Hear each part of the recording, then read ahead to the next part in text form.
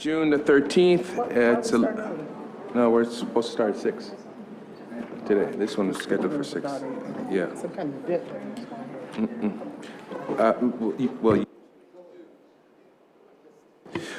Today is June the 13th, 2019. And as always, well, good evening, everybody. I'm looking at all these wonderful faces out there. How's everybody doing? Good, good, good. I'm looking for a young person. We haven't had many young people, so I'm having to pick some fake young people. Lorna's trying to hide behind that camera. So Lorna, and you are much younger than me or Sean, I'm sure. Right. So why don't you come on up here and give her some encouragement? Come on, Lorna. Uh-oh, it's about to go on Facebook.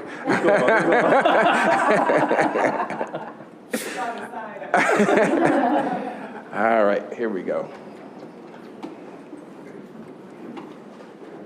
I pledge allegiance to the flag of the United States of America and to the republic for which it stands, one nation, under God, indivisible, with liberty and justice for all. Okay. There are no minutes, right, Madam Clerk, for us to approve. Speakers addressing an agenda item. I have Howard Eagle, and then Laurel. I always have a tough time with your last, what is it? Avery DeToy. Is that right? I got it? Mr. Eagle? Everybody knows you have 3 minutes, and after the 3 minutes, the buzzer will sound. And by the way, my colleagues and I, we went to City Council and participated in the budget hearings. And as I'm sure some of you who've gone over there, you've seen how they do the time there. They have this big clock. I think I got a couple ideas. A big clock and a very obnoxious buzzer.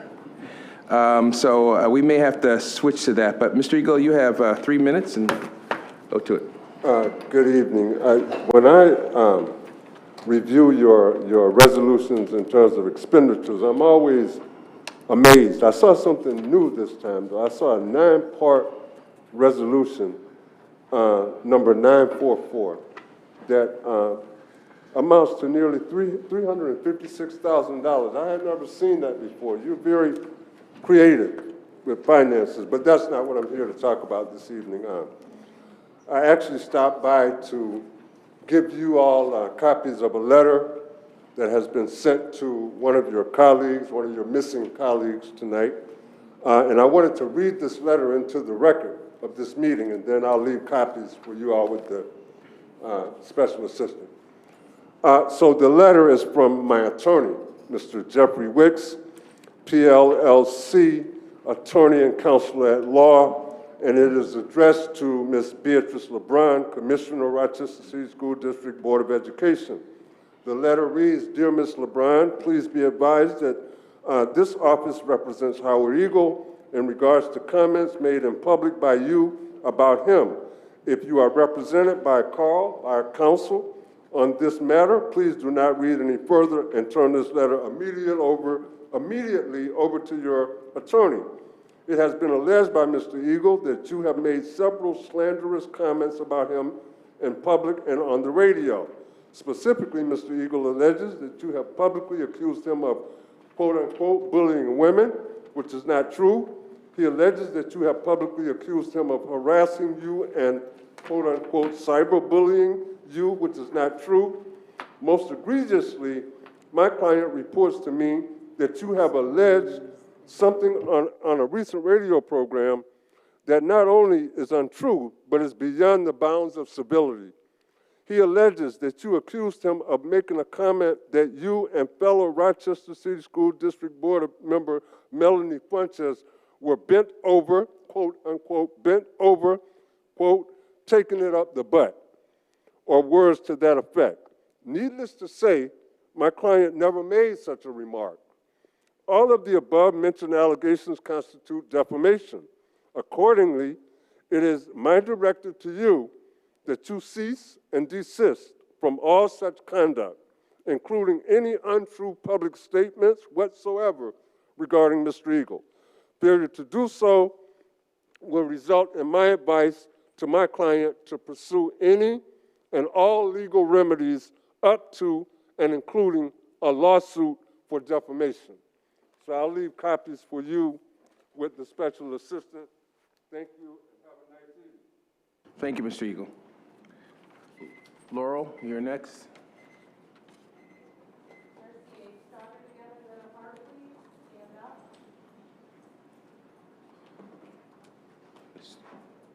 Excuse me. Give it to the clerk, please. No worries, no worries. Good evening, everyone. Thank you, sir. It's nice to see you Thank guys, you. and I appreciate having a few minutes of your time. I'd like to read a letter that was shared on April 8th, 2019. Dear Chief Schiavi, in 2017, our school-based planning team here at Roberto Clemente interviewed possible candidates for the principal position pending the planned retirement of me. Our school-based planning team unanimously ranked Ms. Thompson as a candidate whose vision for teaching and learning aligned with ours here at RC8.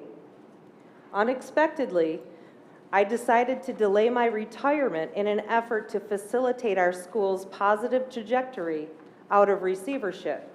Ms. Thompson chose to transfer into School Aid as a partner in our endeavor. She became fully immersed as the assistant principal in support of students, families, and staff during the impending administrative transition. As assistant principal, Ms. Thompson has been a strong advocate and committed partner. This is evidenced by her support of all students, their families, and staff. Her expertise in the area of special education has allowed for Roberto Clemente to meet the increasing and sensitive needs of our most vulnerable and often underrepresented children. Ms. Thompson has adopted the RCSD's motto, educating the whole child, and is deeply dedicated to the holistic growth and success of our family. Ms. Thompson continues to have the unanimous support of the Roberto Clemente school staff.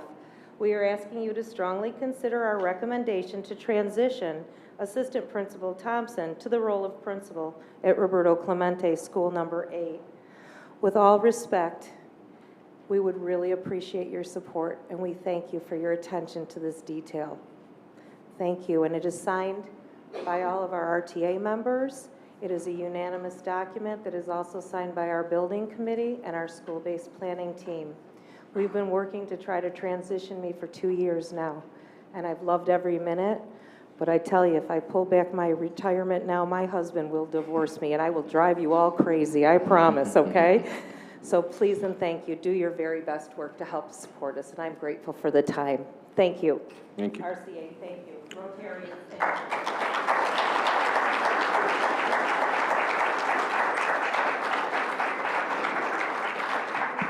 Thank you. We don't have any speakers addressing an item not on the agenda, so we'll move to Dr. Nelm's report. Sean? Okay. I think we're looking for communications to cue me up.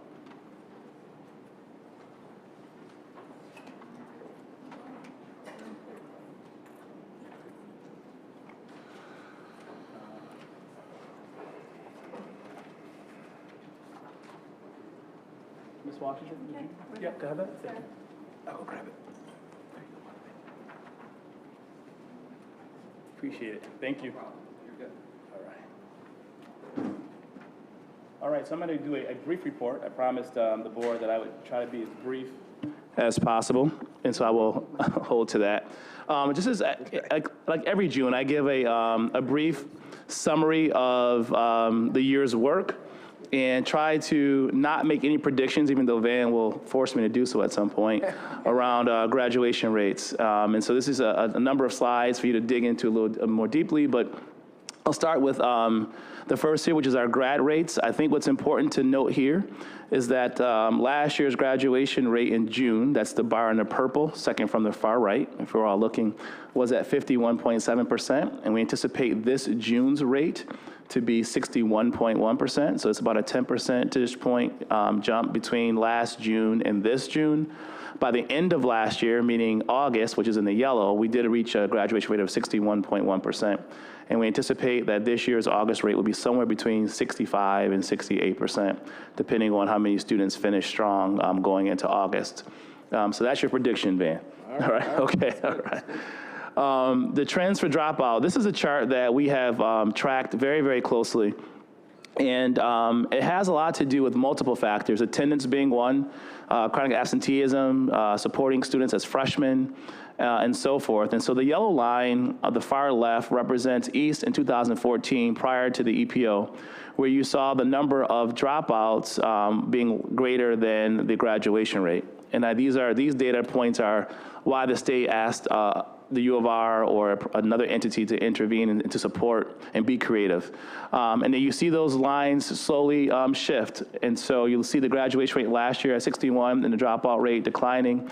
Again, we expect the yellow line, the dropout rate, to continue to head in the right direction, which is down, and graduation to go up. But that visual was the first time we actually created this particular visual, and I really enjoy looking at it because it really shows with the intersection of the work, where it began and how it continues to move forward. For our attendance rate, we had the pleasure this morning of meeting with a group of individuals at RCSD, Causewave, and from East, to try to figure out, how to address our greatest challenge, which is attendance, and particularly chronic absenteeism, which is a huge component of the new federal regulations for achievement. And I'll just draw your attention to 2016-17, where you saw the chronic absenteeism rate, the far right, at 66%. That is, just to remind the board, that's the year that we work with the state to have our attendance accurately reflect the students that we had in our school. If you recall, for many years we had kids on the books at East who hadn't attended for 2 or 3 years. So you see that number being accurate around who actually was attending or not attending East. And so between the intervention from 16-17 to now, we've seen a 22 percentage point drop in chronic absenteeism. And this morning we had the pleasure to share that information with the attendance department here at the RCSD, and some researchers from U of R helped to discuss and consider ways in which we might move forward in addressing absenteeism, but particularly chronic absenteeism. And that 44% is a combined rate between upper school and lower school. I want to bring you got a question? I see you looking at, go ahead, Willa. Thank you. Sorry for interrupting. Next year, your upper school will be made up entirely of students who have been with you since the beginning. Correct. Sixth grade? Actually, this school year is the first cohort of kids who've gone through all 4 years. Yep. So my question is, can we expect to see 89 to 90% average daily attendance going forward rather than the 84%?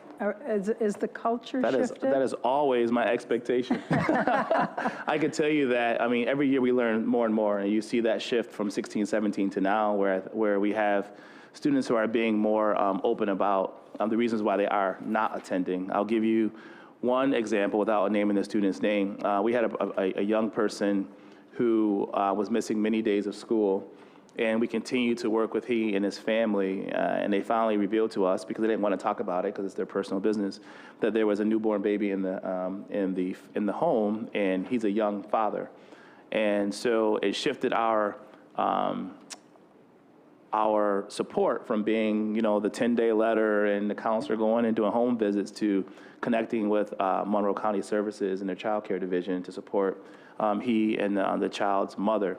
And so as we get to know our students and build relationships, they're more open about the impediments of their success, and we're able to connect them with the right resources. And every kid needs a different resource. And there are some students who were much older and decided that school, the physical place of school, wasn't the right place for them. So we partner with communities, with Freedom School for those type of students. So as we get to know our students and our families, and they feel more comfortable sharing some of the obstacles, we're able to better support them. So it is my hope that we have that number, daily attendance go up and chronic absenteeism go down, but it is our greatest challenge. So I would expect it, but I can't promise it. Yep. I also want to bring attention to the East community and the larger community, some of the programming that's happening this summer. We have teachers going through a pretty intensive, they continue to the second summer we've done this, looking at culturally relevant and responsive pedagogy, and it's a summer workshop where teachers understand more about themselves and their students And through the use of literature, we have Dr. Sonia James Wilson, who's done work in this community and nationally to support this endeavor. It's an intense writing camp, and it's something that I would love for the board and others to observe. I had a chance to sit through it last summer, and it was incredible to watch teachers think about their own thinking and their own bias and using art and literacy to express themselves and to reflect throughout the year. The support continues throughout the year. For students, we have, for parents rather, we have a summer training institute. This is focused on parents with students who are transitioning from 8th to 9th grade to help them understand the rigors of high school, what it means to have credits, what is the college and career standards in terms of outcomes, and how to better engage using the family and community or FACE committee to have their voices heard. That image we have there was a group of parents that we sent to Cleveland to receive national training around parental advocacy and their rights. For students, we have our summer programming. This is led by Lorna Washington and her team around It's a Step to College. If you recall, this is the second year we're gonna have about 60 students on a college campus for 2 weeks and then mentoring throughout the school year to track their progress towards college or career. And in our third year, this will be an opportunity that will be extended to the entire RCSD. We look forward to working with the cabinet to identify students who may want to engage in this process throughout the year. And we hire a dynamic director to do this work. It's fully funded by the Cohort Foundation to support students in their process and progress towards college. And her name is Ashley Cross. She's a phenomenal asset in this community, and she has already hit the ground running with our students and our families. And I wanted to thank the board for their continued support, and that completes my report. Wow. There is a couple. Dan, you taking notes? I hope Terry's watching. That's right. Mr. Superintendent, I'm talking to Dan right now, I'm sorry. But no, on another point, what I was getting ready to say is that I had leaned over to Van and said that he may beat my time tonight from me, so we'll see. Now watch, she gonna filibuster just to use some time. Go ahead. Just a couple of questions. One is that on the slide 3, where it's projected that there will be a 61% graduation rate and the dropout rate is 23%. What happened to the remaining 16%? Yep, so they continue as year 5 and 6th grade. So you can graduate in years, 5 years or 6 years, so they're still enrolled in the system the following year. Okay. And on slide 4, what does ADA mean? As Average daily attendance is ADA, I apologize for that, and chronic absenteeism. Okay. So this, All right. And I may break my rule with you tonight, so you owe me dinner. I looked at, usually what I do is, I don't vote on those additional pay resolutions, but tonight, I'm going to vote. You owe me dinner. You take whatever you, hey, hold on. It's on the record now. I'm going to shut up if I mess it up. That's it. Thank you. All right, thank you. Any other questions? All right. Thank you very much, Dr. Nelms. We're good there. Let's see, EPO financial report? No report? Okay. Review of cohort data. So my understanding is that Ray was not feeling well. Ray's hurt, but Ray's hurt, but we got somebody. we have an even better replacement. Good evening, Commissioners.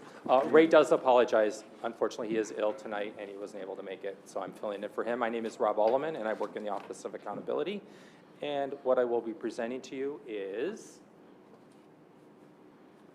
our projections for the June 2015 cohort graduation. If you turn to the very first page, it just briefly provides you with what the criteria is that we look at when we do the June projection. There's essentially 2 different data sets that we look at. The first data set is students that have 16 or more credits. That is based on our ASAP policy, which is our academic standards policy. In addition to that, we also look at students that have 3 or more passing exam scores. And the 3 or more passing exam scores would include your CTE exams, CDOS option 1, option 2, as well as the low pass option for students that are eligible for a low pass on their Regents exam scores. If you could turn to the next page, this is the same type of information that was provided in the marking period 2 update. It's just provided now with marking period 3 results. Over on the left-hand side, there is a cone, At the bottom of the cone, it shows you 16 credits and 3 passing exam scores. That would be the projected June graduation rate at 56.3% for the 2015 cohort. If you go over to the right-hand side, the projection for the 2014 cohort at that point in time was 60.4%. And then the actual was at 53.5%. So the expectation is for our June 29 graduation rate, it will exceed last year's June graduation rate of 53.5%, and it will actually also exceed the projected graduation rate of 55.3%. And just as an aside, last year, the June projection graduation rate was at 54.3%. So that has increased as well for this year. Can I ask a question? Can you help me to understand it a little bit better, and particularly for our viewing audience that may not understand it? So the 56.3 number is what? The 56.3% would be students that have 16 or more credits and Okay. 3 or more passing exam scores. That's a June projected graduation rate. If you move up to the 60.1%, that's looking at students that have 3 or more passing exam scores. And part of the reason why that's placed there is that we're noticing that as students have more flexibility in graduating, we're leaning closer towards that projection for a criteria for a graduation rate of the 60.1, but not yet. So for example, last year, we had 54.3% as our June projected graduation rate. The actual, okay, great, thank you. The actual projection graduation rate was 53.5%. So we typically see a 3 to 4% variance from what the projected rate is. All right? The following slide provides the same type of scenario, but what this does is it provides you with the information including East and excluding East. So you can see what is the impact of having East with our district and having East without the district. So if you look at on the left-hand side, it has the same type of format. At the bottom, it'll give you the 16 or more earned credits and 3 or more passing exam scores. And at the top, it shows you if we're looking at just 3 passing exam scores, 56.3% is the June projected graduation rate, including East. If you move over to the right in that first 2 cones, there's a 1.3% difference. If we exclude East, it would lower it to 55.2%. And then what it does is it compares it to the 2014 cohort, so you can see a comparison from last year to this year. Okay. Hey, Rob, I think what might be helpful for the board to possibly see too is you have to also show that East no longer has a negative impact on the district.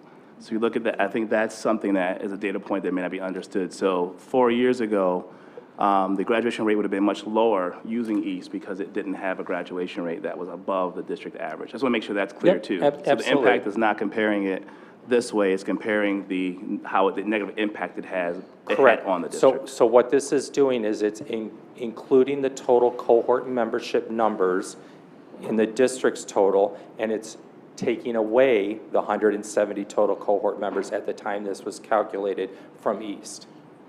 So it's simply including and excluding. So it's simply looking at the numbers. Yeah, I know. I appreciate that clarity, because I know when I first looked at it, it was confusing to me too, and I said I thought the impact was much greater. Then I looked at 4 years ago when we were included, how I wouldn't say the drain, but how it negatively impacted the overall graduation rate. So we're at a point now where we're not negatively impacting the graduation Correct. rate, and that's just a different way of understanding the data. Yep, very good point. Yeah, thanks. And then on the very last slide, it's a lot of numbers, but it provides you with what the total cohort membership is, including East, excluding East. It'll also give you the numbers for those students that have earned 16 or more credits. It provides you with the numbers for those students that have 16 or more credits. And in addition to that, they have their pre-passing exam scores, as well as what the dropout numbers are after the end of marking period 3. What's notable in the slide is if you go to the bottom of the slide, looking at the plus and minus for the projections, if you look at the table with the row with the 16 or more credits, or if you look at the row with the 16 credits and 3 or more passing exam scores, or if you look at the dropout rate for including or excluding East, they both show a positive impact in terms of the numbers have increased of students that are meeting these different criteria, as well as the percentage of those numbers have increased. So it's moving in a very nice direction. Okay. Rob, two things. One is that our number is, with East or without it, our number's going up, which is very important to all of us. The second piece is, how does the August graduation rate fit into this? So the August graduation rate is not figured into this. However, over the past 5 years, our graduation rate with August has increased by 4 to 5%. It'll depend on the success of summer school. So in terms of, I know, did we reduce resources to our summer program? And would that have an impact on For it? this summer, you Yes. mean? No, not Okay. for the seniors or anybody Okay. that's close to graduating. All right, thank you. But it's important to know that if we get to 4 or 5%, almost either way, we'll be close to 70%, if I'm doing my math correctly. At the high end, yeah. Yeah, it's looking very promising. And then what this also doesn't take into account is students have the opportunity to submit an appeal process. What's the which I'll- percentage of that? Sorry, Mr. I don't have that off the top of my head. I can tell you at the moment, I probably have a stack like this Okay. of appeals. And then that will only increase the graduation rate if those students also meet the other requirements. All right. So it's looking very promising. And again, we're not stopping there. Our next move is to 80% and so on. So either those who are optimistic, pessimistic, and all that, the numbers are what the numbers are. And it looks like that even without East, and we wish Sean the best, is we're close to 70% on our own. Yeah, I think it's like 65. Yeah. 65, right. 65, yep, with August. But that's a great pace, and if I might just add the comment that many of us made many years ago, and it's not something any of us made up, but what gets measured gets done. And I think the district has done a better job at that in the last 2 or 3 administrations. And I know, Dan, you were here before, you're here now, Linda, you were here before. But progressively, and a number of superintendents have, and the board, of course, have helped us keep our eye on the prize. So, and to be quite honest, and I just said this to someone, the mayor is calling for a referendum in November, and what is significant, and I'm a lawyer, I think about evidence. It's not what I say, it's what we do. And the data will point that out pretty strongly. So if this referendum is done in November, those that are proponents of changing the system will have to be confronted not with someone's position or their narrative, but the facts. And the facts, I think, will suggest that over the course of a number of good and competent superintendents and a committed Board of Education, we've weathered the storm, and we are getting our children closer to that goal of where they need to be. So let me just say this evening, but I could have levied this thanks to any number of people who've been in these positions, but Rob, you've been in this position for a number of years. Thank you for the diligent work and being focused on measuring the outcomes. Because I think in the end, if there is, and far be it from me or anybody up here for telling city council how to do their job. If they want to do a referendum, they can do a referendum. We can't tell them how to do their job, no more than they should be telling us how to do our job. But if they choose to do a referendum, I believe the citizens will be confronted with the facts. And you have done an admirable job, and you and many other people, I'm sure, Ray, have done an admirable job in providing citizens with facts. They can do with them what they want, but we appreciate you being diligent, and of course, Dan and your entire team, the chiefs. This doesn't just happen. You're reporting on data, right? But there are people, including chiefs and deputy superintendents, and principals and teachers and cafeteria people and custodians who are making this happen. So on behalf of the board, thank you, and anybody who's listening, thank you for giving the community the evidence that they will need to make an informed decision, if that's the case in November. Thank you. Commissioner, I'm sorry, Dan, Commissioner Powell? Thank you. I just want to underscore what you just said while Rob is at the podium. I know that he produces the finish line reports that we see when we go to our Wednesday visits to the schools, and those are very valuable, holding the principals' feet to the fire. Sometimes when we show them the numbers, there's some obfuscation and dithering over what the numbers mean, and, oh, no, that's a data problem. We on the board know that's not a data problem. We on the board know that that's a leadership problem when the numbers are not what we want to see. And thank you for providing the data so that we can hold people accountable. No, thank you. I'm proud to be a part of a team. Thanks. Commissioner Davis? I'm sorry. Dan. I'll No, get you no. next. Sorry. Well, we were going to blame you, Rob, but no. And certainly as superintendent for 5 months, I didn't affect these numbers either. It's really to the administrators, teaching staff, and the students themselves. It starts way back in 9th grade, and we're still not there. There's still several hundred kids that haven't made it across the finish line, but we're moving in the right direction, and I think as we set our sights next, it should really be 70 to 80%. And it'll get tougher as the last few, but that's where we should be, and it would parallel with some of our suburban neighbors too. Sorry. Yep, definitely. Absolutely. This isn't necessarily to East only, but to the district. Do we keep any post-graduation stats? Like, do we know what % of those who have graduated are career and college ready? Do we keep stats like that? So there's the National Student Clearinghouse, which provides some of that data depending on what college a student attends. In terms of college and career readiness, there are reports that come out through MCC and I believe RIT.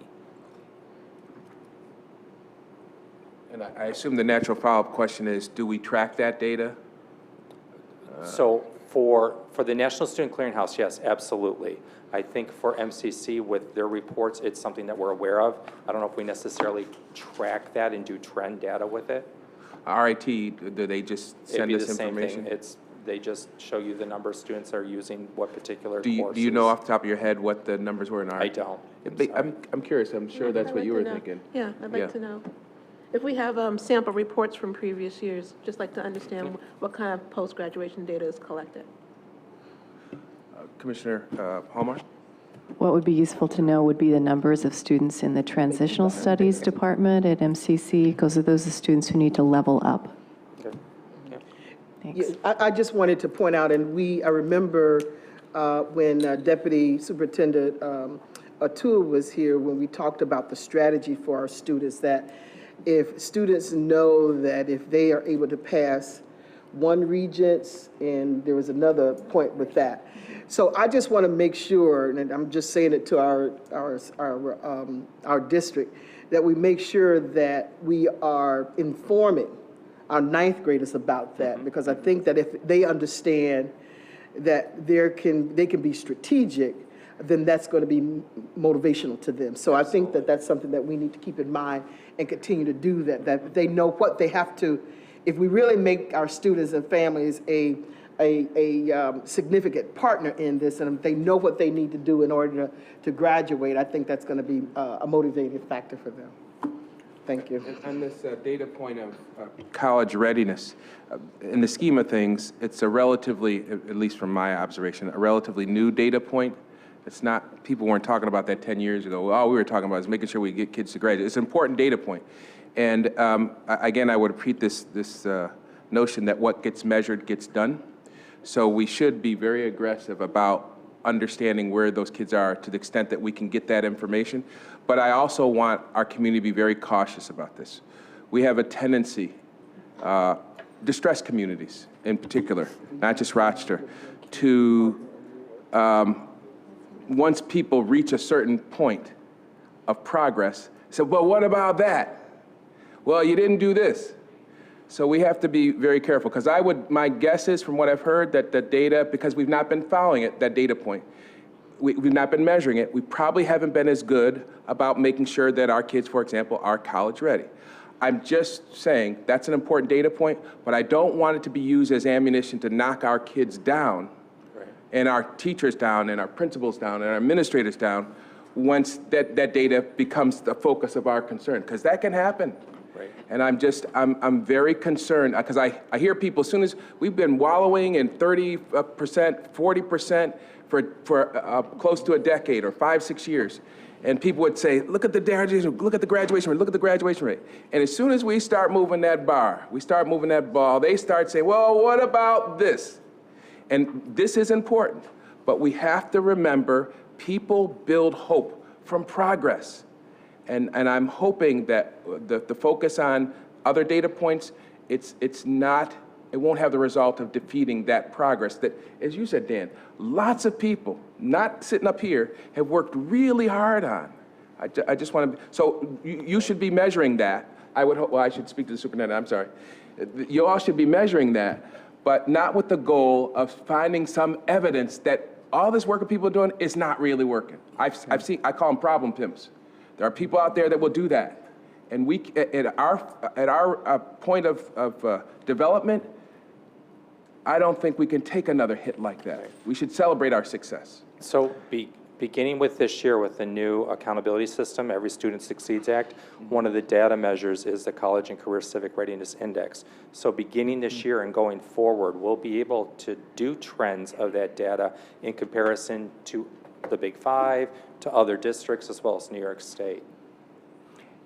And the state has a universal identifier for students when they start. So we've gotten better at tracking our kids from kindergarten on. And that'll continue. And what Commissioner Davis said is really true, that we've got to look beyond just tracking our kids to graduation. That not that we're the only ones responsible, but we need to know whether the kids went to college, did they finish it?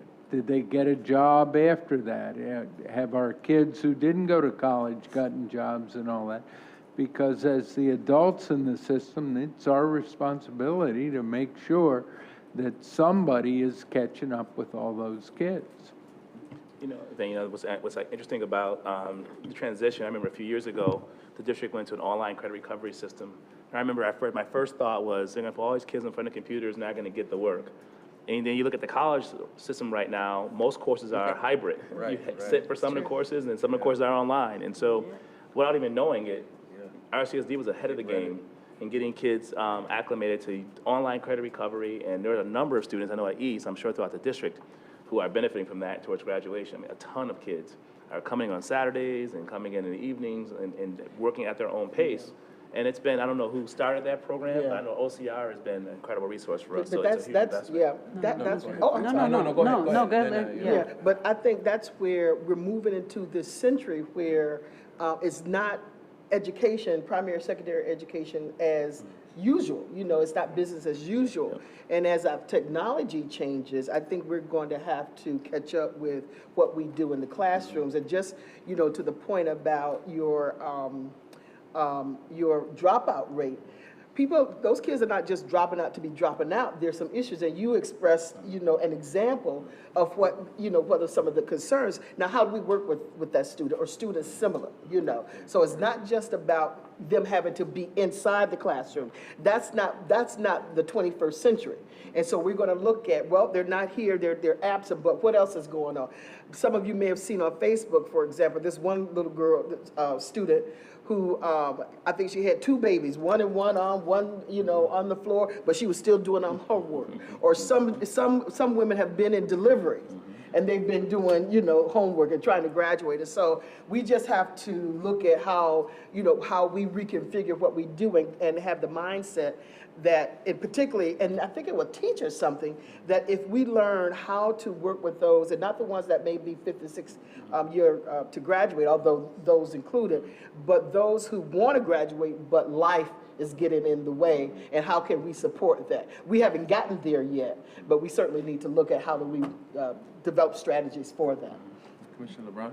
Yeah, so first of all, I apologize for being late. I was in the building, but I was presenting to some students, but then I had to do some other stuff downstairs. So I want to apologize for that. So I hate to interject and throw myself in this conversation, but I am one of those folks that prefers to talk about college readiness and career readiness data versus the graduation rate.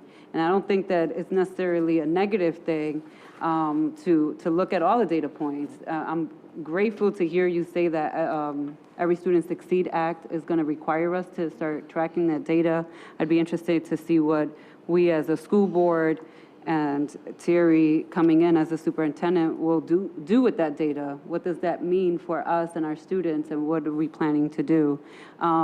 But I just want to also address, I've been talking to some folks at MCC because I am personally interested in what happens when students graduate from the district and whether they drop out or not. Years ago, MCC used to, and financial aid in the federal government don't allow this anymore, but you could have dropped out of high school, took the AccuPlacer, if you scored a certain score, they would allow you to come in, you would do your GED, and you can get college credit, and then you can go on and get your college degree. So they used to allow students to do that. They don't do that anymore. So I'm very curious to know what happens after, right? They drop out. If they don't have a GED, do they end up in a GED program? I went to Oasis graduation yesterday. There were tons of students graduating with a GED, and a lot of them, I was talking to them, were at one point students in the district, and they ended up at Oasis, who partners with the community place for their test education. But I'm just very curious on how we can start collecting that data and looking at that. I also, I'm talking with MCC specifically because I am interested in what AccuPlacer scores come back for all of our students when they graduate from here. And I know that they keep score of AccuPlacers for all students coming in, but I would like them to specifically, and we're not there yet, but a way to identify potentially what school they came from, and also where their scores were at and where they're getting placed, and how many, on average, are they getting more transitional study courses than our kids in the suburbs. I've heard people say this, but there is no data compiled and collected, and so I am working to pull that data up because I am interested in presenting that data to my fellow commissioners. But it also brings me back to when I was at Oasis yesterday, just looking at the history of what the state has done in adult education. And they consider Oasis an adult education program, even though it serves 16 and up. So they've cut the funding, which in turn the district has then cut funding for Oasis because we don't have the funding stream and revenue that we used to for that program.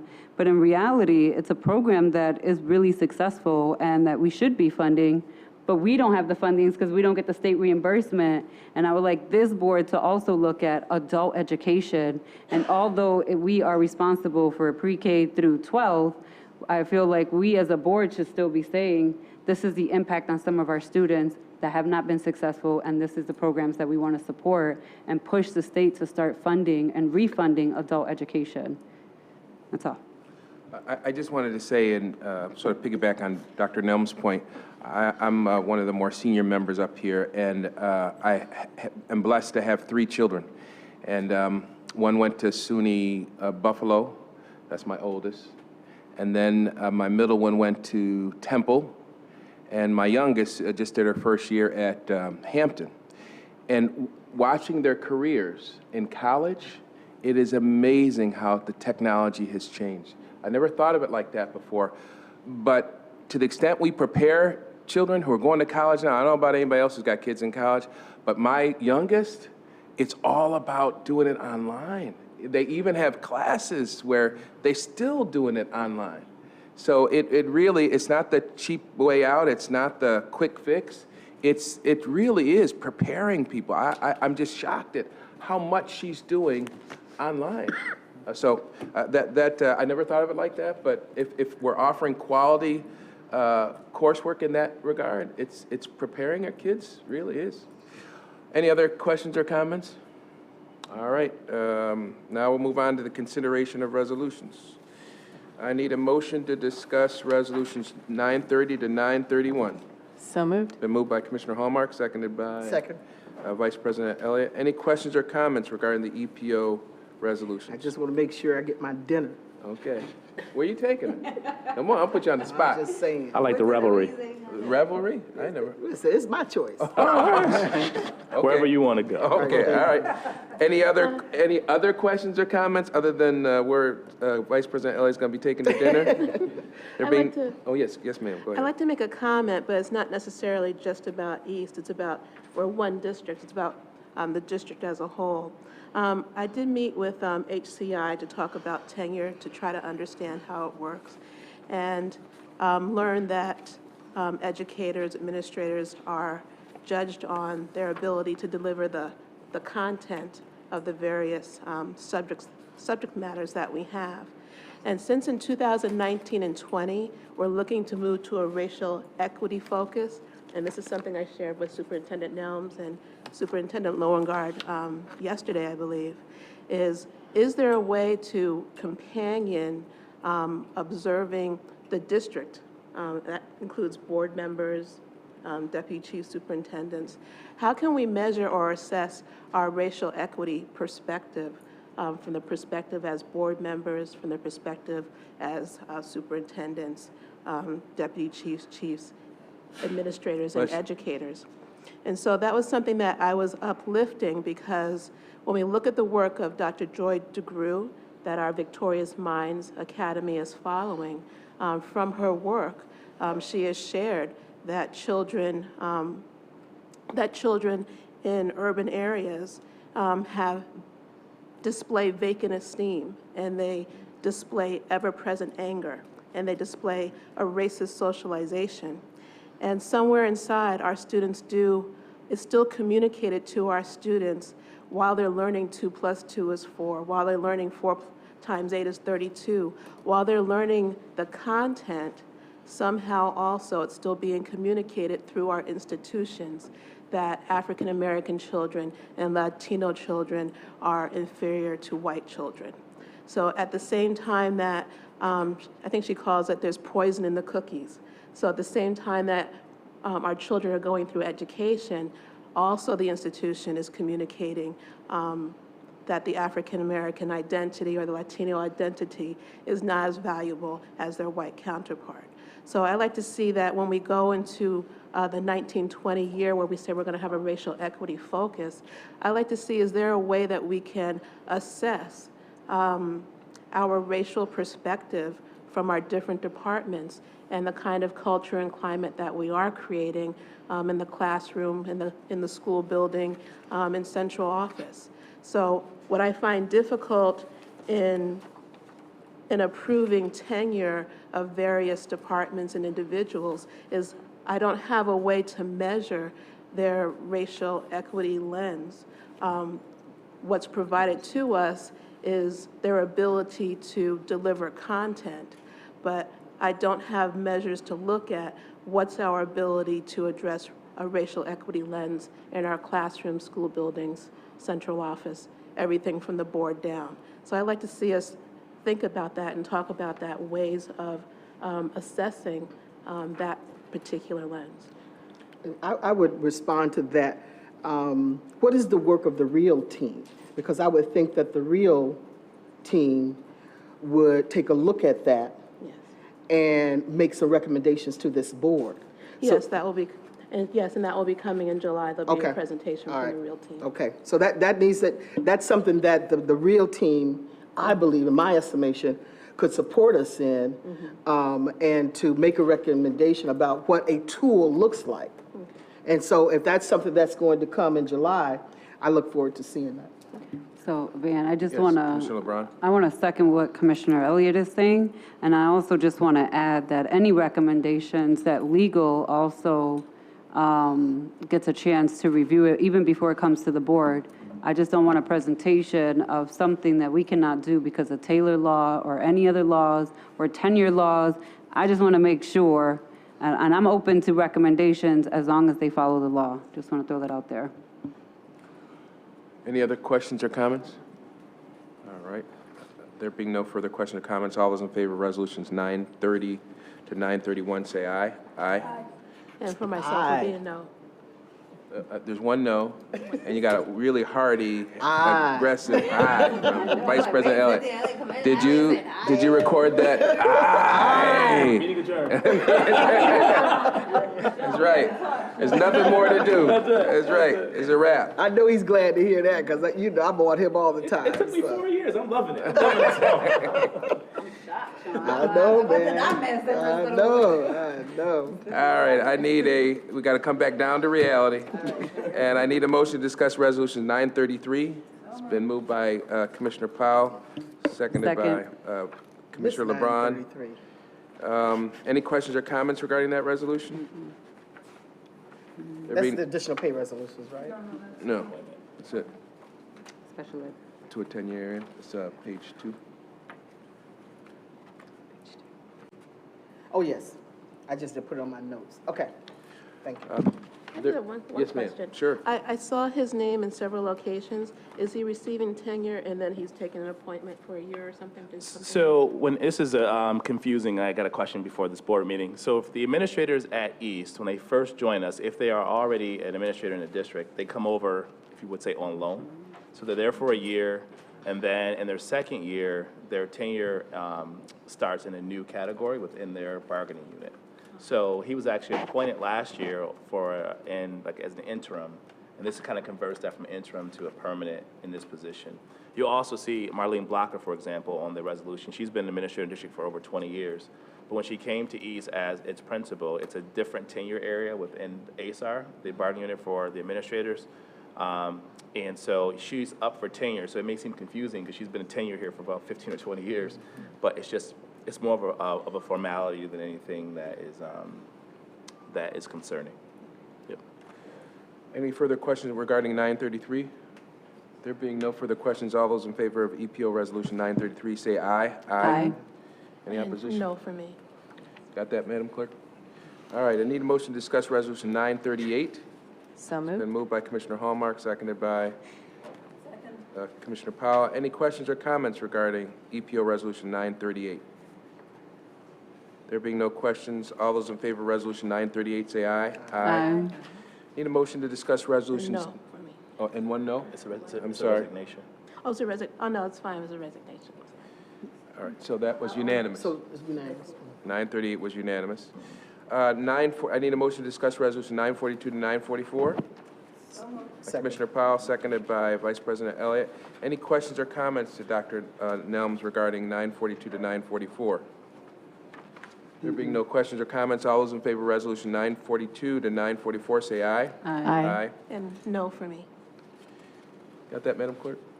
All right, I need a motion to discuss human capital. Second. I'm seconding that one. Moved and seconded by Commissioner LeBron, moved by Vice President Elliott. Any questions or comments regarding Resolution 945? Oh, I thought that was the, did we pass the additional? Yeah, we pay passed the Oh, additional okay. pay. So, I wasn't saying that for that Oh, one. there's I was another saying one. that for the additional for- pay. yeah. Yeah, but, You still gonna second it? yes. Yeah, okay, yes, all right. yes, So any questions or comments regarding 945? Yes. All right, all those in favor of Resolution 945, say aye. Aye. Any opposition? And no for me. I need a motion to discuss Resolution 946, authorization of additional pay. Is there a motion? Motion. Made by Commissioner LeBron, seconded by Commissioner Powell. Any questions or comments regarding the additional pay resolutions, 946? There being no questions or comments, all those in favor of Resolution 946, say aye. Aye. No And no to for me. these resolutions, additional pay resolutions. But I'm supporting Sean's resolution. Okay. Maybe Beth need to buy me dinner. All right, so now we turn to Resolution 947. That is the suspension appeals. You all were given the summaries for these. She's upholding the superintendent's decision.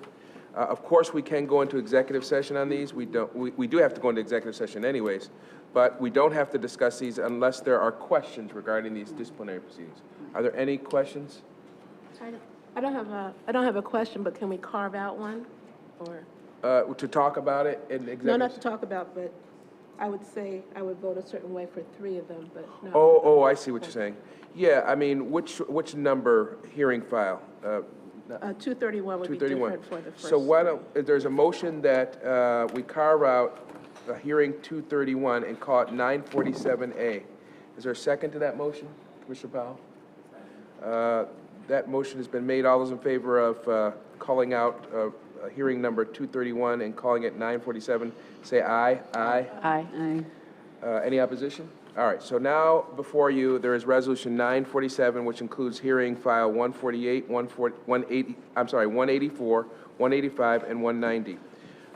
I need a motion to discuss. It's been moved by Vice President Elliott, seconded by Commissioner LeBron.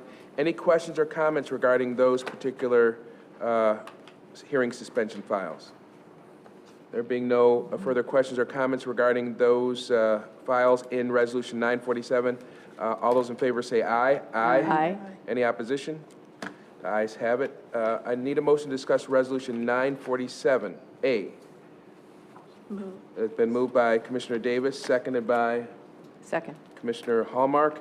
Any questions or comments regarding Resolution 947A, which now includes hearing file 231? There being no questions or comments, all those in favor of Resolution 947A say aye. Aye. And I have no for that one. And you got the no. Kalia, if you're watching or listening, you can go home. Yeah, have a good night. We Kalia does appreciate you. By the way, She's yeah, we downstairs appreciate watching. you, Kalia. She does a great job at this work. And can we have Sean always sit there for these meetings? Does sort of move 'Cause things along a little This bit. appears to work. Steve, we got to up our game. I know, Steve. I do want to take, we don't have committee reports. We don't have a president's report, generally speaking, anymore. I do want to take this time to, and I think I do this enough so people won't feel like, oh, well, him, and I know you all wouldn't say this. But Carlos has had a pretty busy week. Carlos Garcia. And I just, on behalf of the board, and I've done this with many of you in here, but I do want to recognize the very difficult job he has right about now. And your job is a very important one. And just from my observation, you've served us well in this very challenging week. And there will be more to come, I'm sure.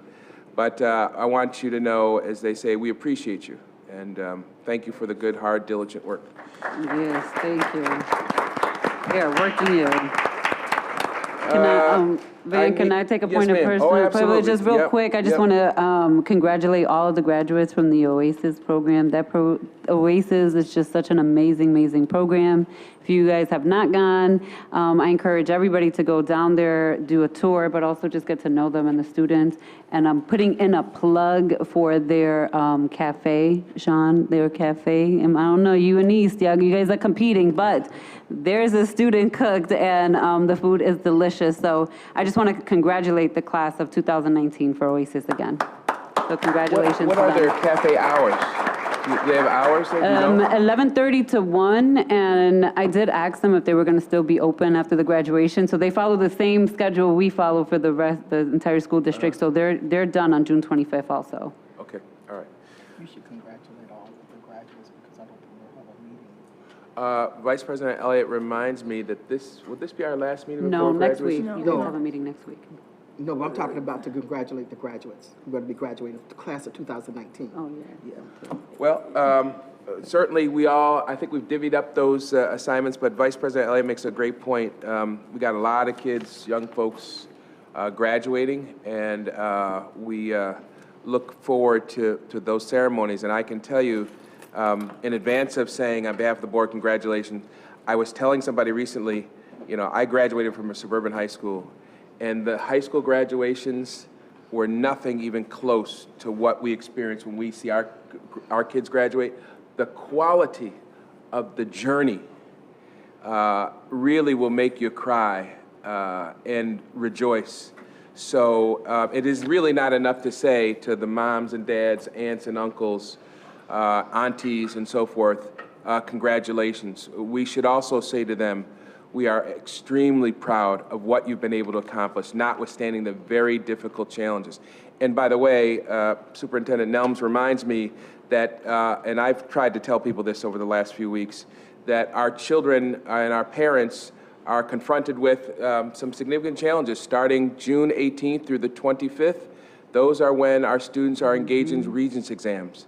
I've said that this is, rather than talking about the future of 7 adults, this community should be talking about the future of 7,000 children. I am told that 7,000 children, grades 8 through 12, will be taking Regents exams between June 18th and June 25th. 1,000 of those, approximately 1,000 of those students are seniors. So we should not be talking about what's going to happen to Van or Willa or Commissioner Davis or Vice President Elliott or Commissioner Hallmark or Commissioner LeBron or Commissioner Shepard. It's really not important. And we should gather behind our children and our students and our families from June 18th to June 25th to make sure they get across that finish line, to make sure their futures are secure. You want to talk about what happens to the board on June 26th? Go at it. But this is not the time to do that. So let's send up some prayers, some thoughtful, positive thoughts for our students and our staff and our families that are trying to get these kids across the finish line. And we look forward to, as a Board of Education, joining you all in all those graduation ceremonies. I need a motion. I'm sorry, go ahead. Point of Absolutely. I'm sorry. By your definition, this is not important. But I do want to report that I attended the New York State School Board Association Board of Directors meeting on this past Saturday. We are engaged in a search for a new executive director who we hope to be able to decide upon and present at the NYSBA convention, which will be right here in Rochester this fall. Oh, nice. Also, the New York State Caucus of Black School Board Members is hosting a panel discussion where hopefully our high school teens will be the panelists to discuss matters such as implicit bias and racism in our schools. And what they personally experience. I'm hoping that my son can be one of those panelists. And lastly, I want to thank Liz Hallmark. I have to appoint a member to the Resolutions Committee from the Big Five, and the Yonkers representative is resigning his seat on the Yonkers board, which suddenly means he's not available to serve. And Liz has agreed to step in and do it again. She has done it 2 terms in the past.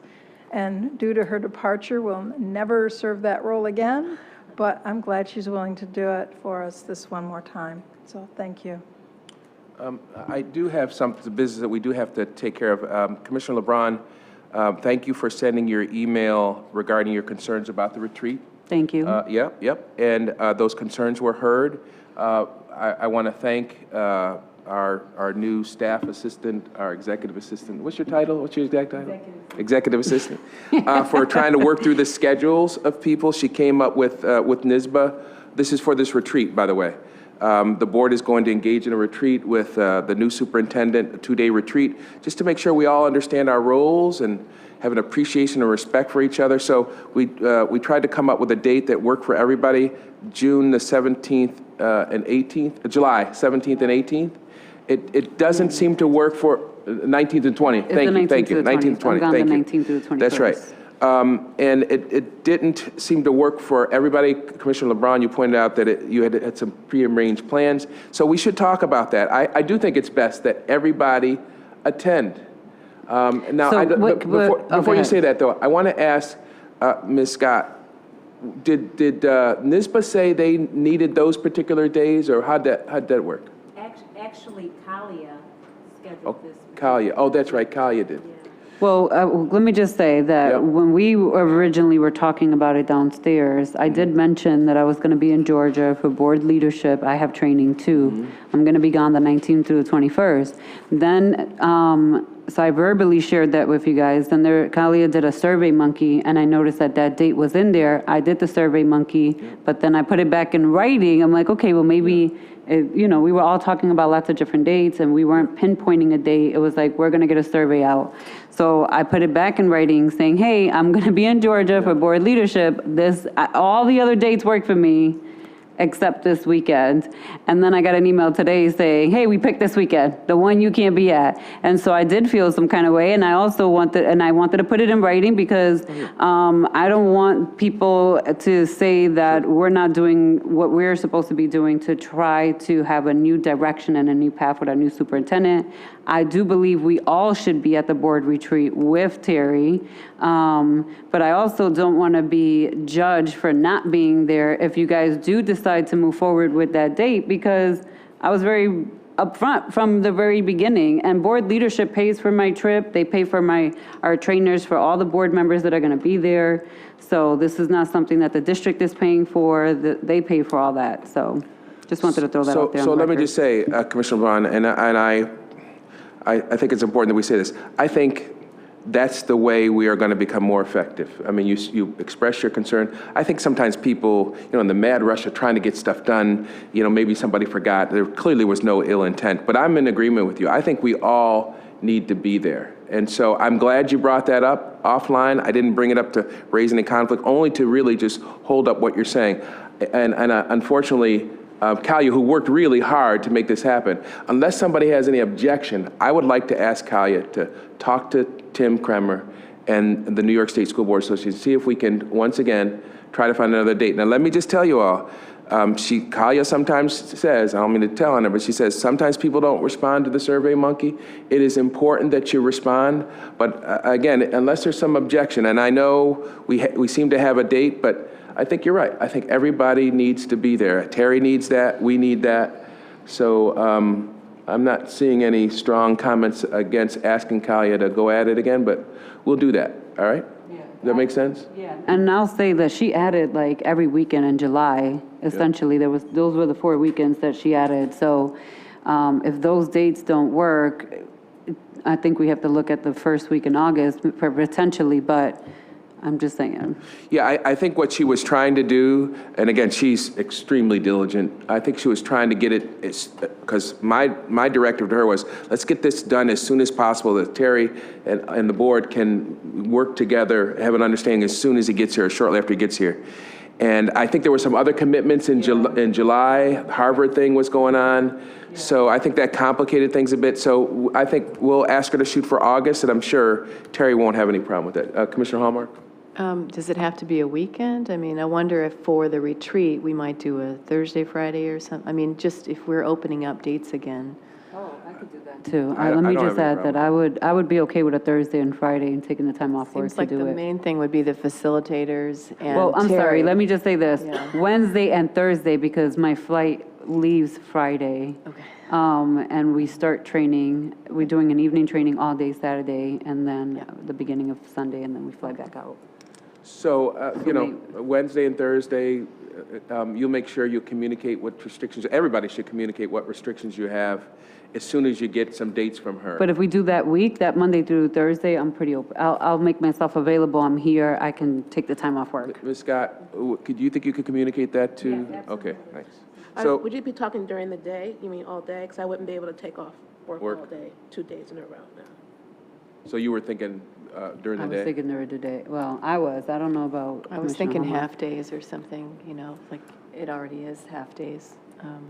Well, you know, again, the goal is to get everybody there, and I certainly understand what Commissioner Davis is saying. It's a challenge to walk away from work for many or some of us. So I wouldn't want to do that if that would represent some kind of hardship or challenge for anybody here. So we'll ask Kalia to go back at it and try to figure out. You'll share these comments with Kalia, right? All right. Okay, I think we're now ready to get that motion to go into executive session to discuss a particular Oh, I'm sorry. Oh, one more yes. thing. I'm sorry. Yep, I that's just want to all right. acknowledge the U of R students from the Urban Fellow Program that I are was here wondering today. who all those young people Yeah, were. that's what. So they've been coming the last 2 years to learn about the school board, and they come around and hang out with us and observe the meeting. But they ask lots of questions and great listening skills downstairs about the school district and the school board. So I just want to acknowledge them and thank them for coming out tonight. Yep, thank you. Now I need this, what we're about to do is there's this thing called executive session. There's certain things that we cannot talk about publicly, and we have to, by law, talk about them privately. So one of my colleagues is going to make a motion so that we can have a private conversation about contractual issues with our superintendent, and our attorney is going to have some conversation with us about some litigation issues, which we cannot discuss publicly. So right now, someone's going to make a motion to go into executive session to discuss it with our lawyers and to discuss contractual issues with our superintendent. That sound good, Carl? All right. All those, it's been moved and seconded. All those in favor say aye. Aye. For you diehard fans, we'll be adjourning from downstairs on the second floor. Otherwise, good night. I got to leave by 8:30, guys. so Cynthia. I apologize. No, I'm like, wait a minute.